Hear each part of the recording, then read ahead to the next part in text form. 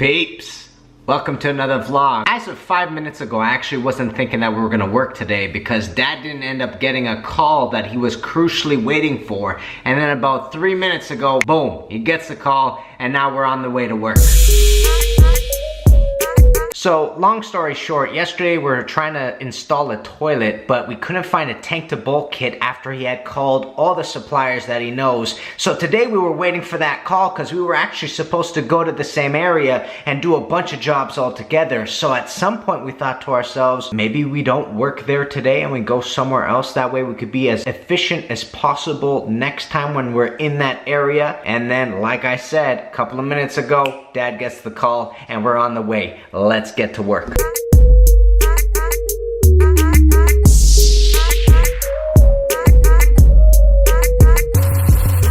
So, as of right now, we definitely have one toilet to do, but we also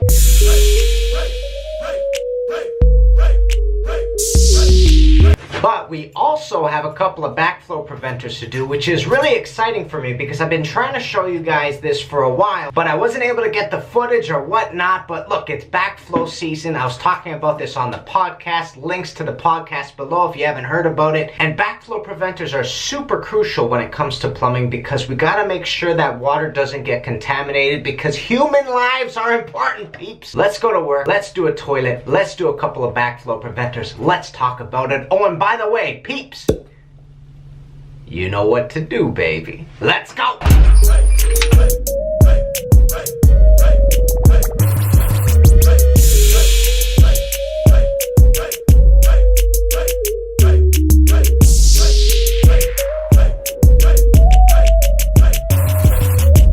How many? 4 medium, 62 milk? No, 2. Anything else? And 3 chocolate Timbits. 3.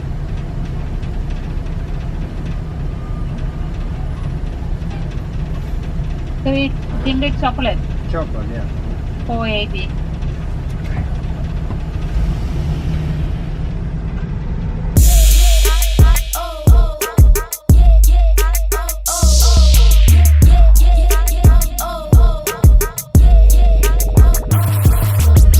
So quick change of plans. We got to call in for a urinal that continuously keeps running. So we're going to come in here, inspect it, see what we got to do.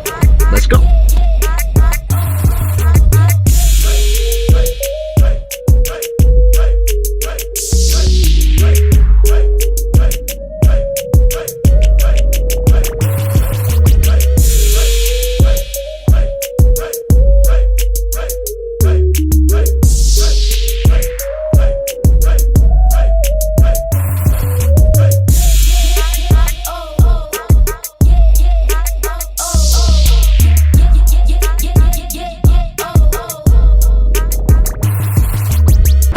So peeps, what this is right here is basically the handle to a flushometer, or in other words, if you ever see a urinal or you see one of those flush type of toilets that have a bladder inside, this is the type of handle that it comes in. Somewhere along the lines here, something is malfunctioning, something's passing, in other words. There are lots of gaskets on this thing, and sometimes we have gaskets that we can replace these ones with, but a lot of times they are very specific and very specific sizes. So we tried to take it apart and see if we can find out what the problem was and maybe if we had something in the truck that might be able to replace it. But unfortunately, there are some gaskets in here that we do not have access to. So we're gonna go to the supplier right now, which is just down the road. We're gonna see what they say. Maybe they have another gasket that can replace it, and if not, maybe we'll just replace the entire handle. Dad is inside right now going to take a picture of the entire valve altogether, and then we'll see what exactly we can do. So the one supplier didn't have the parts that we needed. We're gonna run out to another one, but good thing, good news, we ended up getting the gasket from this supplier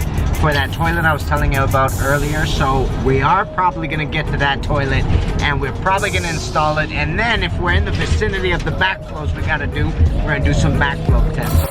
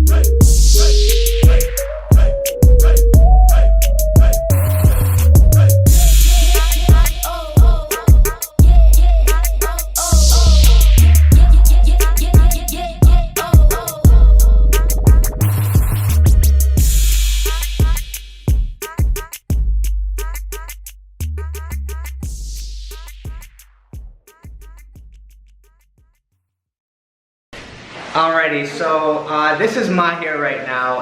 Mahir saw my dad on the elevator and he stopped him basically. Mahir is a subscriber. This is the first time I've ever been noticed actually. It's the first time anybody's ever stopped me. So, what's the game plan? Are you planning to get into plumbing? Yeah, I'm planning to get into it. Are you doing interviews right now? Yeah, I'm doing interviews. I'm going right now to meet someone. What's the company? From, not a company, it's complicated through an agency. Will introduce me to the plumbing company and all. So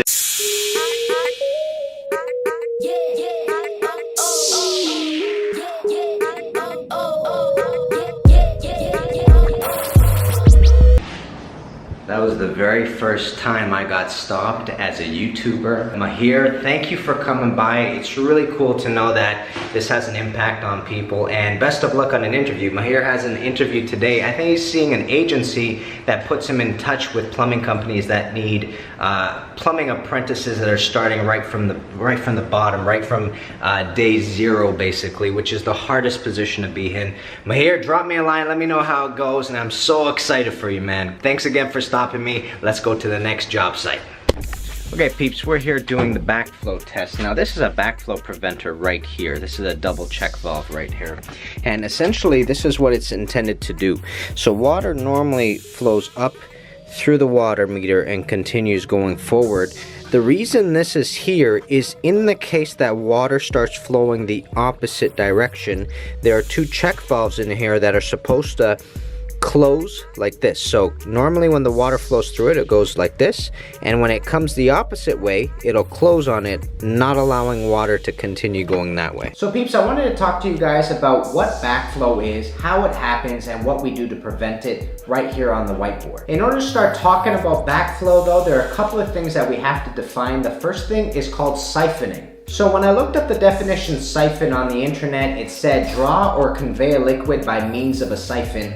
Essentially what that means colloquially is a siphon is when you create negative or back pressure, they're used interchangeably, in order to draw a liquid through some sort of tube, either a straw, hose, and sometimes even a plumbing system, which is pipes. So in other words, if you were to blow into a straw or into a hose, you'd be creating positive pressure. If you were to draw inwards, you're creating negative pressure. The second thing that we need to define, which we already touched upon, is what is negative pressure, back pressure, and then backflow. So I couldn't find a good definition online, so I'm going to try to explain it in my own terms. Negative pressure, back pressure, or backflow in a plumbing context essentially means that in a potable water system, water is moving in the opposite direction than it was initially intended. So for example, if your water was moving this way because you have pressure from the city pushing it this way, negative pressure, back pressure, and backflow would essentially make it move in the opposite direction.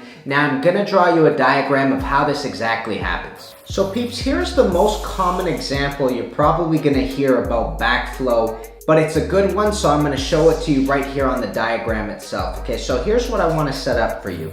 We have a house right here. This is the basement, this is the main floor, and outside you have ground and you have a bucket and a hose connected to the water system. So essentially this is what's occurring. You have water coming in from the city, and you probably have a valve right around here. You probably have a water meter, I should say. So the water comes in through the water meter and it continues going and it pressurizes all these pipes, okay? Normally water is supposed to flow this way.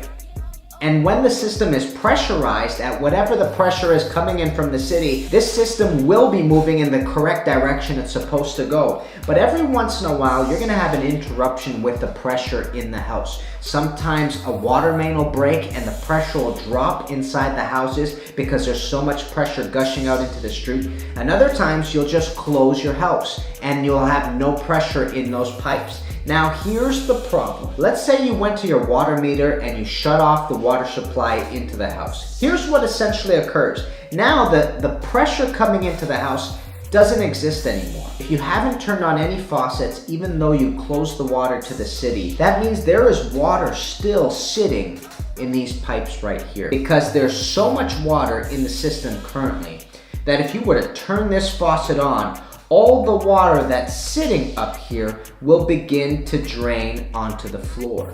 But not only that, it's gonna start creating a negative pressure. And the reason why it's negative is because pressure, as we spoke about before, is moving in this direction. Normally when you have constant pressure coming from the city, that's the way the water is flowing. But now in this situation, the water from the city is stopped. We're not allowing any more into the house because we shut it off. So now when you turn this on, all this water in the system will begin to drain in the opposite direction. It'll start to drain downwards. And here's where it gets scary. Now that it's draining downwards, you see this hose that's connected into a bucket? Well, this hose has enough negative pressure created from this drop that it will start actually siphoning the water from the bucket back into the pipes that are in the house, and it'll start coming out from downstairs below. If you're siphoning this and then you go ahead and you close the tap, then you have whatever contents were inside this bucket inside the pipes right now. And here's where it becomes problematic. Problem is that if somebody grabbed a cup of water and went downstairs and turned on this tap, they would actually now get the water that was currently in the bucket. Now you're probably thinking to yourself, no problem. It was probably a bucket full of clean water, potable water anyways. Now sure, in some cases that's gonna be the case, but it gets scary when we start talking about chemicals. What if that hose was in a bucket of bleach? Or what if that hose was in a bucket of paint thinner? I know it sounds a little bit outlandish, but that's something that's actually quite common. Now, maybe not so much in residential, but when you start thinking about commercial, when you start thinking about body shops and machine shops where people are using chemicals to clean parts, then you gotta start thinking about what happens if that chemical gets back into the system and someone ingests it. Because over the duration of history, people have perished due to backflow issues like this one right here. All right, peeps, that is why backflow preventers are so crucial in our industry, because we gotta make sure that water is clean for ingestion, especially when you're dealing with companies like this where they have a lot of really toxic substances that can potentially go back into the plumbing system, and that way it can contaminate the water for drinking. So peeps, that was a whole day of plumbing and meeting subscribers. Please like, subscribe, comment below, and I'll see you guys very soon. Kenny Molotov, guys. Peace, baby.